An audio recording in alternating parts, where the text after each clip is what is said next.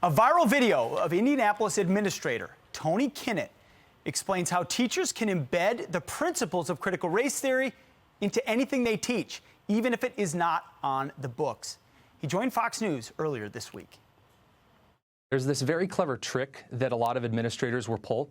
In education, there are two things that consist of learning. We have curriculum, which is what the students are learning, and then we have pedagogy, which is how it's taught. So we can officially tell parents, we're not teaching critical race theory. It's not in the Indiana academic standards.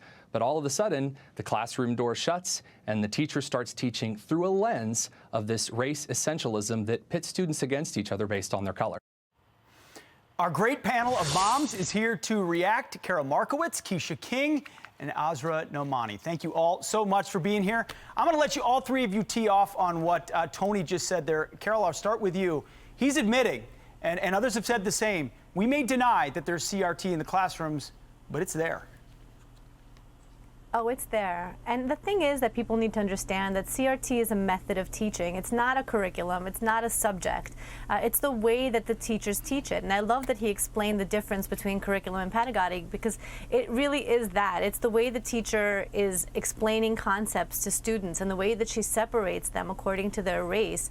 That's really what's going on in our schools. It's not that they're being taught a subject called critical race theory, and if your school doesn't have that subject, then you're fine. It's that it's being taught through the lens of critical race theory, and it's happening everywhere. Or Quisha, often it's just called something else, like, I don't know, diversity, equity, and inclusion. That is so true, but I have to first give a shout out to all the Virginians who told McAuliffe to kick rocks on Tuesday and said we will be involved in our children's education. So to all the parents out there and concerned citizens, kudos to you. But he's absolutely right, and I think, you know, parents, we've been saying this, that kids are not reading from a book called Critical Race Theory, just like Karol just said, but it is actually, it's a way to view the world. It is a worldview. It's a way to look at everything. You have to put on your critical race theory goggles, and then you can properly, according to them, see clearly. You're exactly right. You need your secret decoder ring, and once you have that, then it all makes sense. Asra, Quisha just gave you and your state a big shout out. Congratulations on what you accomplished on Tuesday. Share your reaction to that yet again for us, and also this idea that even folks like Terry McAuliffe are attempting to say it's just not taught in schools. Oh yeah, I mean, thank you so much, Quisha and Karol, for all your support for months and months, because you've been in the trenches with us as parents. I mean, we are at this Mama Bear and Papa Bear movement, and wow, we elected a governor who actually pays attention. And before the election, what we were doing is we were looking at the contracts, we were looking at the books, we were looking at the curriculum. And it's just as Karol said, I mean, there is a divide between this book, which is called Pedagogy of the Oppressed. So there's literally this approach that is brought into the classrooms. It becomes this critical race theory, and then somehow we end up with woke baby. And how does that happen? Our parents have been investigating all of this, and it's through contracts. This is an equity collaborative contract with Loudoun County, and it literally says coaching support for LCPS teachers, follow-up meetings focused on critical race theory development. So this is how it then gets into the classroom. And right down the street from me, here on Route 7, we have this class being taught to educators, and it is how to be an anti-racist educator. And down here it says we are going to understand and explore whiteness.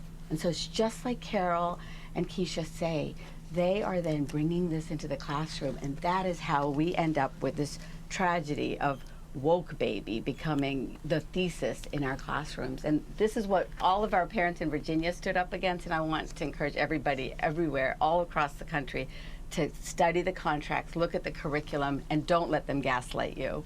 Asra, now that is my kind of show and tell. I appreciate you bringing all that. Karol, what can other states learn? I mean, ultimately, Virginia taught a lot of us a lesson about what needs to be done. Yeah. So I think parents across the country have realized what's happening in the schools. I think one of the benefits of the pandemic has been that parents are really awoken to what's happening inside their schools. And I think CRT, while extremely important, is really just one part of the wokeness disease that's happening inside of our schools. One of the main things in Virginia were gender issues and a cover-up of a rape by the school board and books about pedophilia in the school library. I mean, there's a lot of problems. It's not just race-based problems. So I think parents have really realized what's happening. They've stood up, and I just think they need to stay vigilant, stay focused, stay woke, and really realize that unless they keep fighting for their kids, no one else will. Parents care about their kids more than anybody else does, and they need to keep fighting. Quisha, last word. So much encouragement from what happened in Virginia. But, you know, I think about my own mother who fought the curriculum 30 years ago when I was in elementary. This is not a problem that's going away. It does require vigilance. Absolutely. So kudos to your mother. And I would say for any parent or concerned citizen, just because you guys have elected Glenn Youngkin and Winsome Sears, here in Florida we have a great governor, Ron DeSantis.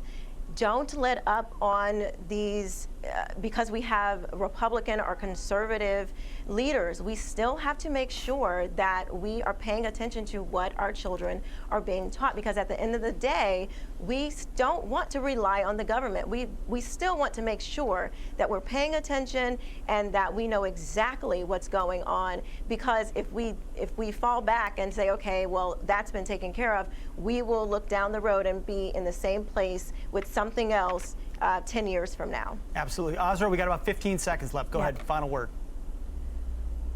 Oh my gosh, be awake, exactly. We are not wanting to give our children up to anybody. You know, this is our sacred duty, and we are mama bears and papa bears, and we protect our cubs. And so everybody be unapologetic in that defense, because we are strong. Well said. Karol, Quisha, Asra, thank you so much. I'm kind of liking our Saturday dates. I think we should keep it up. I love it. You guys are fantastic. I appreciate it. Thank you all so much. Thank you.